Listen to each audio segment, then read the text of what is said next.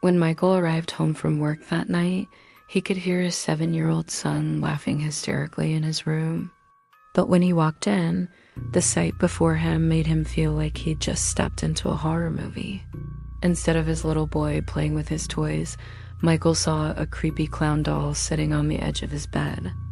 The doll looked straight at him with its evil grin, and its eyes were wide open. And it wasn't just any clown doll.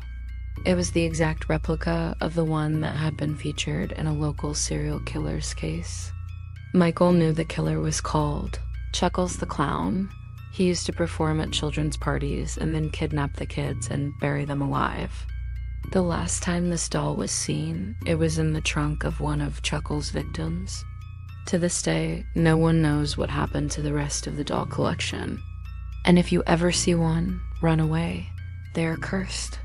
Michael didn't know where the doll came from, and he didn't want to stick around to find out. He threw it in the garbage, but every morning after, he woke up to the sound of maniacal laughter. And every time he went to check, the doll was back on his bed looking at him like it wanted to play. One night, he couldn't take it anymore, so he took the doll outside and flung it into the dark forest behind his house. But the next morning, it was back again. Now he started to notice other things moving around his house too, like objects flying across the room, whispers in the dead of night, and sometimes he would wake up to the feeling of someone sitting on the end of his bed. Scared, he called in a priest to come and bless his house. When he told him about the doll, the priest said that it sounded like a case of demonic possession. So he began the ritual. But just as he was about to finish, the doll suddenly flew across the room and landed on the priest's head. He screamed bloody murder and ran away. Michael was left alone in his house, which was now filled with even more paranormal activity than before.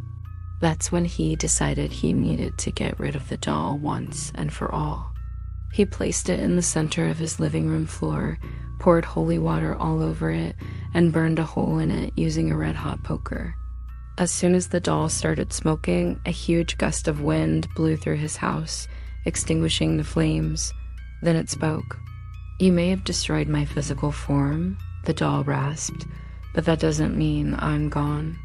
I will follow you for the rest of your life." Just then, the lights went out, and Michael heard the maniacal laughter of a clown. When the lights flickered back on, the doll was missing, but the nightmare wasn't over yet. Michael began seeing the doll everywhere in the corner of his eye. Sometimes he would find it sitting on shelves, staring at him.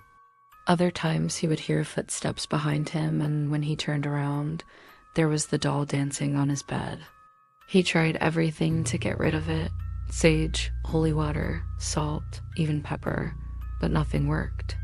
One day, while driving home from work, Michael accidentally hit someone while braking hard. He rushed to the person's side and noticed that they were wearing a familiar striped shirt, the same one that Chuckles the Clown used to wear. Kneeling down, he looked at their face, but it was covered by a white sheet. He pulled it off and gasped at what he saw. It was the creepy clown doll. Its eyes were blank and soulless, and its painted smile seemed to mock him. Then it opened its mouth and whispered, "I'm everywhere, Michael. There's no escaping me. Not even death can save you from me." With that, it disappeared. Michael sped home and locked himself in his bedroom. But as he sat there waiting for whatever was going to happen next, he realized that it already had. Looking around the room, he noticed that everything was slightly different. His furniture was in new places. His walls were covered in crude drawings of clowns, and his closet door was wide open. Taking a deep breath, he got out of bed and started to investigate. In the closet, he found his son's clothes on the floor and his favorite toy lying on the shelf.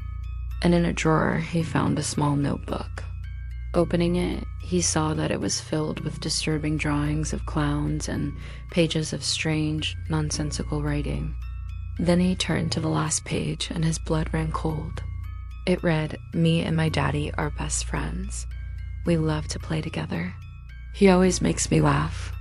Below, that was a drawing of the creepy clown doll and a picture of his son, but it wasn't just a drawing. It was real. Sitting next to the doll on his bed was his son, who was smiling up at it with wide, innocent eyes.